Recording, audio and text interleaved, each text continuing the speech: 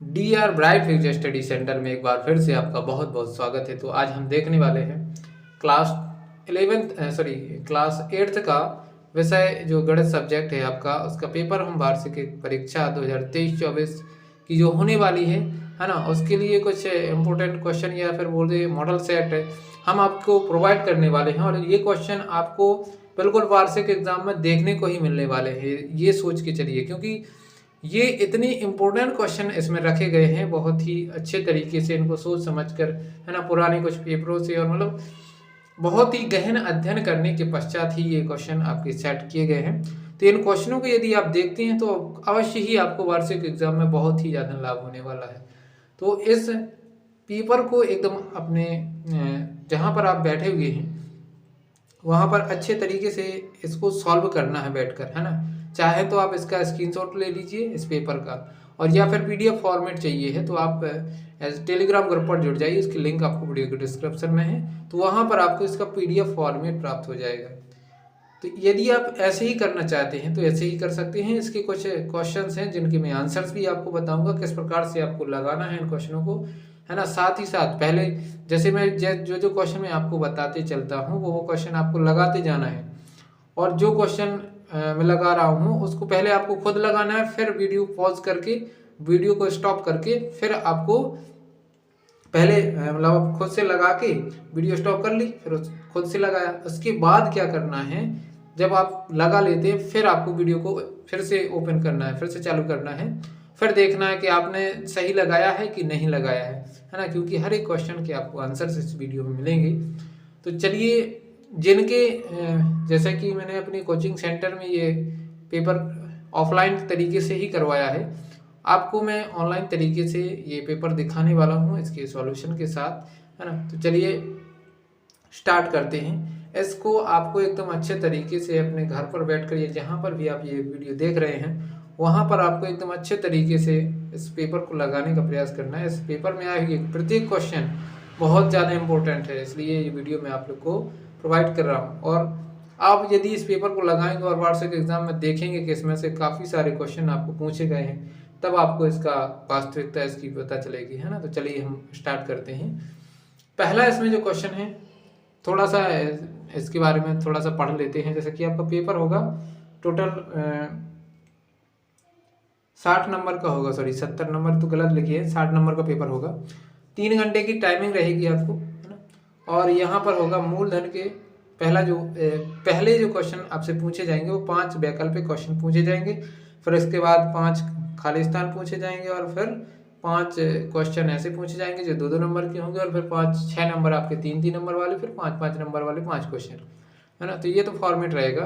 तो हम चलते हैं इसके क्वेश्चन की तरफ। तो पहला क्वेश्चन इसमें पूछा गया है वैकल्पिक क्वेश्चन, आप देख सकते हैं यहाँ पर हम आपको दिखा देते हैं। तो फर्स्ट क्वेश्चन है इसका, फर्स्ट क्वेश्चन है मूलधन के साथ ब्याज पर लगने वाला ब्याज कहलाता है, तो वो क्या कहलाता है। तो इसका जो सही जवाब है ऑप्शन द चक्रवृद्धि ब्याज कहलाता है ना, चक्रवृद्धि ब्याज कहलाता है। चक्रवृद्धि गलत लिख दी, चक्रवृद्धि ब्याज कहलाता है। यहाँ पर देख सकते हैं दूसरा क्वेश्चन है आपका 100 की घात 0 का मान होगा। तो 100 की घात 0 का मान कितना होता है, किसी भी संख्या की घात 0 हो उसका मान हमेशा 1 होता है। कोई भी संख्या हो उसकी घात यदि 0 है तो उसका मान क्या होता है, 1 होता है। यहाँ पर अगला क्वेश्चन देख सकते हैं, आंकड़ों का चित्रीय निरूपण किया जाता है। तो किसके द्वारा चित्रीय निरूपण किया जाता है, आपके सामने 4 ऑप्शन है, आप देख सकते हैं इन क्वेश्चनों में से, है ना। पाई चार्ट द्वारा किया जाता है, कि चित्रालेख द्वारा किया जाता है, आयत चित्र द्वारा, या इनमें से कोई नहीं। तो ये एग्जाम में कई बार पूछा जा चुका है, तो इसको आपको अच्छे से तैयार करना है। तो इसका जो राइट आंसर है, यदि आपको नहीं पता है तो इसका राइट आंसर आपका ऑप्शन नंबर 12 हो जाएगा, है ना। इसमें आपका ऑप्शन नंबर 12 है, चित्रालेख द्वारा आंकड़ों को चित्रीय रूप में प्रदर्शित किया जाता है ना। अगला क्वेश्चन आप देखिए, अगला क्वेश्चन आपके सामने है, परिमेय संख्याओं का गुणात्मक तत्समक क्या होता है। परिमेय संख्याएं जो होती है उनका गुणात्मक तत्समक क्या होता है। तो इसका जो राइट आंसर है ऑप्शन वाह, है ना, +1। ठीक, अगला देखिए, परिमेय संख्या 2x - 7 = 0 का हल है। तो इसमें थोड़ी मिसप्रिंट हो गया, 7/2 है और एक है -7/2, ये ऐसा है। तो इसका जो राइट आंसर 7 जाएगा उस साइड, है ना, 7 जैसे ही उस साइड जाएगा तो माइनस का तो प्लस का हो जाएगा, और ये 2 जाएगा गुणा से कहाँ, भाग में, मल्टीप्लाई से डिवाइड में जाएगा, तो 7/2 मतलब 7/2 आपका राइट आंसर हो जाएगा। ऑप्शन नंबर इसका वाई ये भी। फिर इसके बाद हम चलते हैं आगे की तरफ। तो आगे की तरफ आपको इसमें रिक्त स्थान पूछे गए हैं, देख सकते हैं यहाँ पर रिक्त स्थान। फर्स्ट रिक्त स्थान है, देखिए, एक चर वाले रैखिक समीकरण को खाली स्थान कहते हैं। तो एक चर वाले रैखिक समीकरण को हम, सॉरी मैंने तो आंसर ही बता दिया, एक चर वाले समीकरण को कहते हैं, तो क्या कहते हैं, रैखिक समीकरण कहते हैं। एक चर वाले समीकरण को क्या कहते हैं, रैखिक। आपको लिखना चाहें तो लिख भी सकते हैं,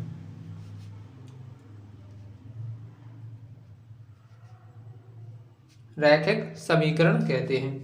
फिर इसके बाद है समांतर चतुर्भुज की आमने सामने की खाली स्थान, आमने सामने की भुजाएं होती हैं, है ना, तो कैसी होती हैं, आमने सामने की भुजाएं बराबर और समांतर होती हैं, यहाँ पर, है ना,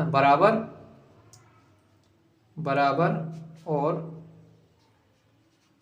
समांतर, बराबर और समांतर होती हैं, दोनों लिखना था, ठीक। वर्गमूल खाली स्थान की प्रतिलोम संक्रिया है, तो जो वर्गमूल है उसकी प्रतिलोम संक्रिया क्या है, तो ये आपका हो जाएगा, इसमें वर्ग भरना था। वर्गमूल वर्ग की प्रतिलोम संक्रिया है। नौमा देखिए, संख्या 17 के घन में इकाई का अंक खाली स्थान होगा, है ना, तो क्या होगा घन में इकाई का अंक जब हम निकालेंगे तो 7 से जैसे बनाएंगे घन, तो 7 49, है ना, 7 21, मतलब सॉरी 7 49 और 9 7 63, 3 हो जाएगा इसका राइट आंसर। इकाई का अंक क्या होगा, 3। आगे चलते हैं, अब हम इसमें दो जो आपके और बाकी क्वेश्चन पूछे गए हैं वो देख सकते हैं। तो इसमें ये दिया गया है जीएसटी का पूरा नाम क्या है, तो जीएसटी का पूरा नाम गुड्स एंड सर्विस टैक्स होता है ना, गुड्स एंड सर्विस टैक्स। 11वां क्वेश्चन देखिए, एक संपूर्ण के भाग की तुलना किस आलेख द्वारा की जाती है, तो एक संपूर्ण के भाग की तुलना आपके वृत्तीय आलेख, ये वृत्त आलेख या पाई चार्ट जिसको कहते हैं, उसके द्वारा की जाती है एक संपूर्ण के भाग की तुलना। फिर वेलन का आयतन, तो वेलन का आयतन होता है आपका 2πr square into H, sorry πr square into H, ये होता है आपका वेलन का आयतन, ठीक। थोड़ा सा इसको ध्यान रखना, है ना, देख लेना थोड़ा इसको। किसी बहुभुज के बाह्य कोणों की मापों का योग कितना होता है, तो किसी बहुभुज की बाह्य कोणों का माप कितना होता है आपका 360 डिग्री होता है ना, इसका जो राइट आंसर हो जाएगा 360, इसका हो जाएगा वृत्तालेख या पाई चार्ट, है ना, और इसका होता है आपका, इसका होता है πr स्क्वायर इंटू एच, इस प्रकार से होता है, ठीक। आगे चलते हैं, एक आयत एक उत्तल बहुभुज कैसे है, तो एक आयत को बताना है कि एक आयत एक उत्तल बहुभुज कैसे बन सकता है ना, तो ये आपको लिख देना, इसका थोड़ा सा बड़ा है ना, थोड़ा सा आपको समझ के लिखना है। एक सिक्के को उछालने पर चित्त आने की प्रायिकता क्या होगी, तो सिक्का है, सिक्के को उछालेंगे तो 2 घटनाएं हो सकती हैं, और 2 में से किसके लिए बोला है, चित्त आने की प्रायिकता, तो चित्त आने केवल चित्त एक बार आ सकता है, तो इसकी जो प्रायिकता होगी आपकी 1/2 बन जाएगी, है ना।